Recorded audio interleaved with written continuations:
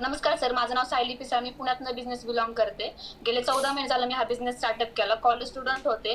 Part time मध्ये चालू केलं सर. जर पाहायला गेलं तर सर 2,45,000 माझा टोटल इन्कम झालाय. माझा फर्स्ट पे आउट मी ₹1,600 घेतला.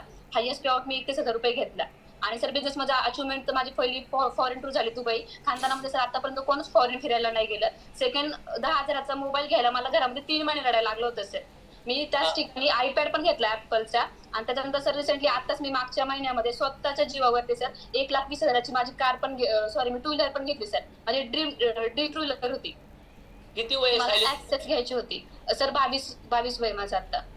बघा, लग्नाच्या आधी 22 वर्षाची मुलगी स्वतःच्या हिमतीवर 1,20,000ची कार परचेस करते.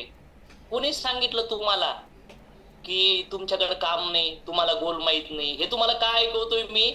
तुम्हाला हे दाखवून द्यायचंय. कधी कधी आईला बापाला, काही जण असे आहे घरात, आई बापा कोण शिकला तर आई बापालाच नाव ठेवतात, त्यांचंच ऐकत नाही.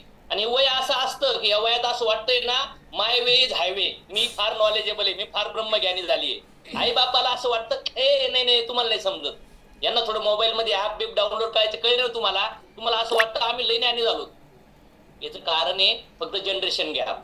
आई वडिलांच्या आणि तुमच्या वयामध्ये 20, 25, 30, 35 वयाचा गॅप आहे. Right or wrong? सर तर आज खरंच